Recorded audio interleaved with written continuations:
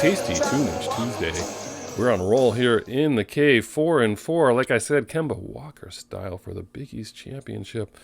It's March Madness here in the cave as we wrap up Season 5 sometime later this week into next week. TBD, as they say in March Madness lingo. I hope you enjoyed yesterday's Knocking on Heaven's Door. I didn't go back and look, and I know I said that I first heard it in Lethal Weapon 2 and that it was Eric Clapton's version. Then I was listening to Eric Clapton's version. I was like, is that the version they put in there? But I thought I was right about that, but I'll have to double check on that. Also didn't mention so many bands that have performed that song live, and one of those very good versions, of course, is the Grateful Dead. What are we talking about today? Today we have a date with the Smithereens. Whenever anyone asks on social media, like name a band that should have been bigger or underappreciated, Smithereens are on my list. A lot of fans out there, though, I know, and I know several of you are. Mike Murray in particular. I know you're a fan. But Smithereens, Jersey band. High school classmates, graduate in 75. They formed the band in 1980. And they got the name from Yosemite Sam, of course. I mean, where else do you hear Smithereens other than I'm going to blow you to smithereens? If you know what you know. But this lineup, the lineup of this band didn't change from 1980 to 2006. That's pretty amazing. They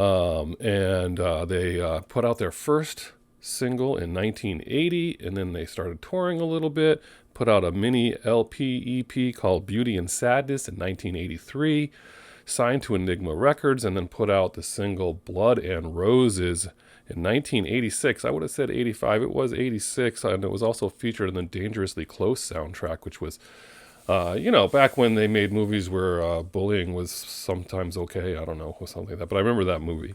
That's along the lines of like those teen angst movies like the River's Edge and anyway, all those things. So it was in Miami Vice episode Blood and Roses in 1987. It's been in a lot of movies. It's just a great, great song. So they put out their first full-length record, especially for you, the summer of 1986, as I'm getting ready to head off to college.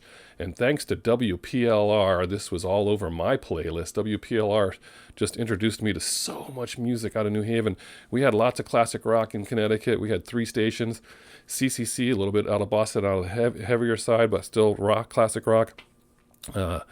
WHCN, they were classic rock. WAQY, Springfield, classic rock. So we had 3 stations to choose from for a just buffet of classic rock. I mean, you could just between the 3 within an hour, if you wanted to hear Led Zeppelin or ZZ Top or anything like that, you would be able to hear at the Eagles, all that. But WPLR is what saved me from just listening to either just new wave or just classic rock, because they had so much stuff that they were playing that nobody else was playing. It was like a college radio station for adults. No, we weren't really quite adults yet, but they were playing the Smithereens, they were playing INXS, they were playing strange stuff like Bruce Coburn, If I Had a Rocket Launcher.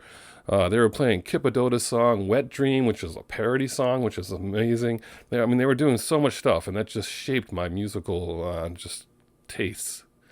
And people don't really talk about that, but I'm sure all of you have some radio station that you said, that's the one that I listen to all the time. And I knew all the DJs, and I loved the music they played, and that's what helped form what you like, maybe even to this day. So they were playing the Smithereens, and of course I brought that with me to college where you'd hear that as well. So that was especially for you in 86. That also had Behind the Wall Asleep. That was the B-side of that song. And I said to my wife yesterday, do people know what B-sides are if you're not my age? Record, 45, we got a few in here, turn it over. That's the B-side, people. But 2 great songs on one record, on one single, pretty amazing.